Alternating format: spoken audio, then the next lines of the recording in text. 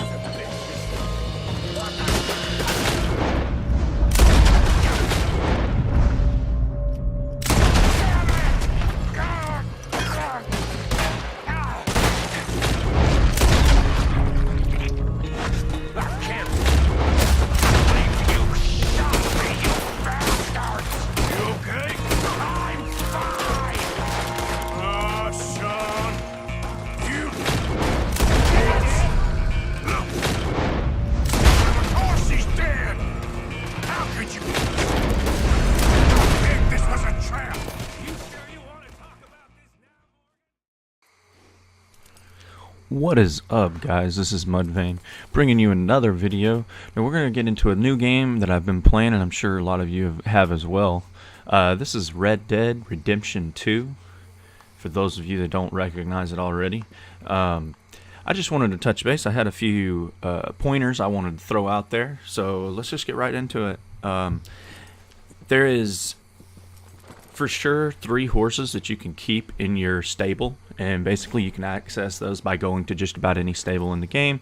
And the easiest way to say this is that's not all you can keep. As you can see on my screen right now, I have 2 what's called temporary horses, and then I'm sitting on my main horse. As you can see, when I hop off, it shows the main horse with your saddle on the little horse head emblem. That's your main horse, as you know. If you don't, well, I tried to explain it best I could there. As you can see, this horse here is a horse that isn't even bonded to me yet, but I brought him in a while back and just kind of placed him here. It's what's considered a temporary horse, and I just tied him here to the hitch. It doesn't show him hitched. I'm kind of surprised. And then this is another one. After I died one time, I got this, or no, after one of the missions, I got this horse here. And I don't have room in my stables because my stables is full with 4 level 4 bonded horses. So I really don't plan on getting rid of them. But this guy here is a pretty good horse. Got decent speed and everything. And I've started bonding with him a little bit. So anyways, I'm able to leave him because I actually bonded with him. I'm able to actually leave him in the camp or wherever and just tell him to stay, and he will react that way. Now I think, I haven't done it, but I think you can bond with as many horses as you're willing to take the time to bond with. So, you know, to each their own on that, and how many horses you actually want to deal with keeping up with anyways, you know. See, look at him, he's following me now. Another thing that I do advise is, like, if you're trying to get some of the achievements where you're trying to catch and get the skins of animals, of the larger animals, a lot of times it requires 2 pelts, 2 perfect pelts. So if you are trying to do that, I would advise going ahead and taking 2 horses with you. And yeah, it just basically allows you to be able to get 2 pelts at the same time. At one point I had 2 elks, 1 legendary elk and a regular elk on here. I've also had 2 sets of alligator skins on here, having, you know, 1 on each horse, and that is really beneficial. All you got to do is push up on your D-pad when you're following, see, and he'll follow like this. You know, when I take off, that horse will follow me. See him flashing in the screen, the little screen. That's how you know. But yeah, you can make horses, once you've bonded to them, they will follow to you. You know, they'll respond to your whistles, as you know, which is really handy for this kind of stuff. Moving on to the next one, so I don't bore you too much. Yeah, that's fine. My personal and best, my favorite weapons, the ones I like to carry are the Sheffields. I have 2 duplicated Sheffields that I keep. I'm not sure why that one's dark. It's supposed to not be, but let's see. They're supposed to look like that. I think I may have lost one at some point, possibly, so I may have to go recreate it. But anyways, that's my customized weapon. It's the Sheffield revolver. I use that one pretty often. Let's see, my other one that I use a lot, obviously, I'm sure a lot of you, the Lancaster repeater, which you get from one of the missions that you do. This is a great weapon as well. As you can see, I've completely modded it and everything the way I like it.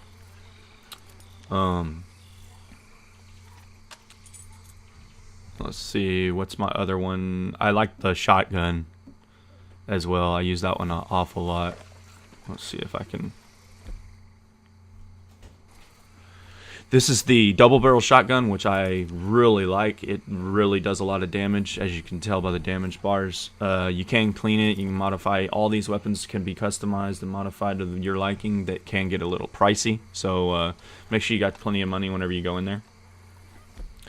And moving on to my next point would be stay balanced in your storyline. I know for me, I did a couple of the storyline missions a little too soon, and I didn't get some other things done that I wanted done. I can say don't panic. I kind of overly panicked. I'm not going to do any spoilers or anything like that, but I overly panicked about one of the scenes, and it took me somewhere, and I thought I lost what I had done. Just know that when you come back, it is all normal. This is after the fact on one of those missions, those such called missions. I'm not going to say anything else about it, but you'll be happier if you stay balanced with your missions and just try to make sure you get all the points done before you go and do Dutch missions, because Dutch missions are going to be the main storyline every time, and you're always going to be moving on in the storyline, which is great. But if you've got a lot of other side missions that you want to get done, try and work on those too. Use the crap out of that fast travel. For those of you that haven't unlocked it yet, you'll know what I mean. If you go to the ledger in the base camp, it will show you the option to purchase a map for planning things, for planning jobs. That's going to be in Author's his napping area. So definitely get that upgrade as soon as possible. If you have the money, go ahead and do it. And for those of you that don't know, you also can purchase things for the camp with your own cash. So if it's something that you want and you have the cash, then use it. You can use the cash to benefit you. But you'll be a lot happier being able to, fast travel to places. And it does take your horse with you, your main horse. It doesn't take your other horses. So if you're trying to get out of there with 2 horses, it's not going to happen. Let's see. Moving on. It's really hard in this game to keep your dead eye up, and I think they intended it that way so that you had to actually focus. The same thing with your health and your energy levels. But it is really beneficial during the game, all parts of the game, to keep that stuff up as high as possible, because you'll be riding along a lot of times, and then a gang of 10 or 15 guys can pop out. Usually it's not that many. Usually it's like 3, 4, 5 maybe.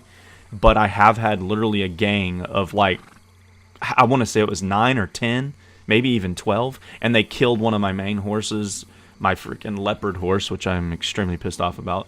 But they killed her, and they killed me. So I had to restart, and that's where I got that red roan that y'all saw earlier in the video.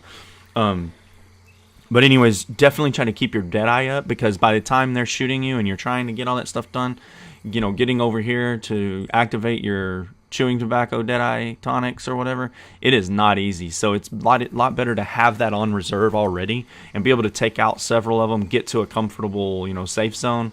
I would even suggest possibly jumping off your horse and telling your horse to flee or whatever.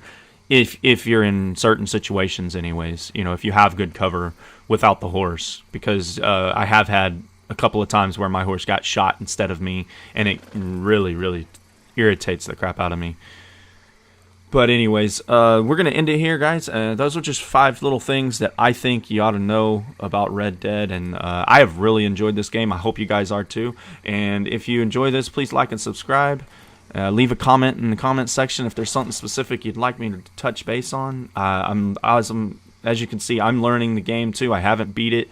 And I'm trying not to do spoilers, so I'm trying not to stream this. I'd like to, because I've heard a lot of good numbers and good things about it. But I think that it's pretty crappy to stream this, and you know, you watch me go through the storyline while you're trying to go through this. You know, so I've been trying to avoid it. But if that's something you guys would like, definitely let me know in the comment section, and I'll definitely take that into consideration and look at doing some of that for y'all if that's really something you want. But we will catch y'all in the next one. Thanks for watching.